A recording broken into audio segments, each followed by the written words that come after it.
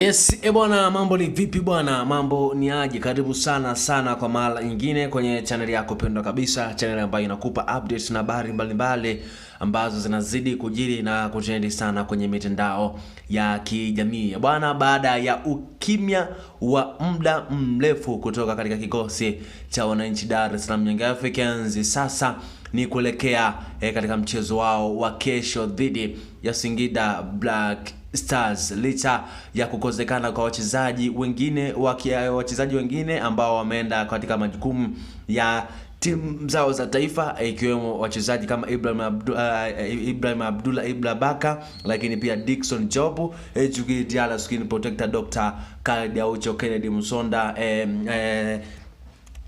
Chama Cletus na wachezaji wengine ambao wameelekea katika majukumu yao ya timu ya taifa. Lakini pia licha ya wachezaji hao, sasa Young Africans hapo kesho itakuwa na mchezo mzito kwelikweli, itakuwa na mchezo mgumu kwelikweli, mchezo wa kirafiki dhidi ya Singida Black Stars. Ni kwamba kikosi cha wananchi Dar es Salaam Young Africans, jeshi la kocha Mlut Hamdi, kwamba kitaondoka kesho kuelekea Singida kwa ajili ya mchezo wa kirafiki dhidi ya Singida Black Stars, mchezo maalum wa uzinduzi wa uwanja wa Airtel Stadium.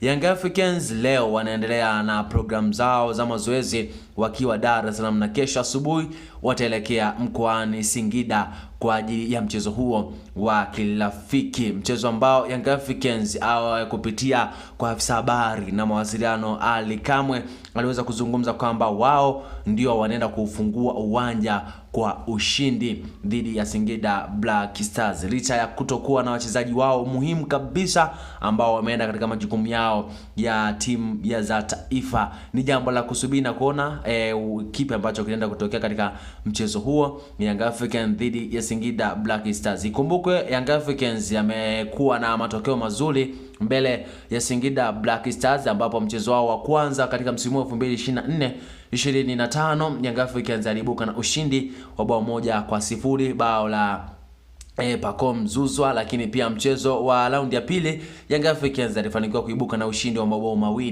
2-1, ushindi ambao Young Africans waliweza kuibuka katika uwanja wa KMC Mwenge jijini Dar es Salaam. Sasa ni mchezo mwingine wa kirafiki Young Africans ambaye anaenda kucheza na Singida Black Stars akiwa hana wachezaji wao wa muhimu, takriban wachezaji 10 ambao wameenda kuzitumikia timu zao za taifa. Mchezo ni hapo kesho dhidi ya Singida Black Stars, ambapo Young Africans anaenda kufungua uwanja wa Singida Black Stars, uwanja wa Airtel Stadium ambao upo mkoani Singida. Ni jambo la kusubiri na kuona. Pacome Zouzoua hapo jana aliweza kuzungumza kwamba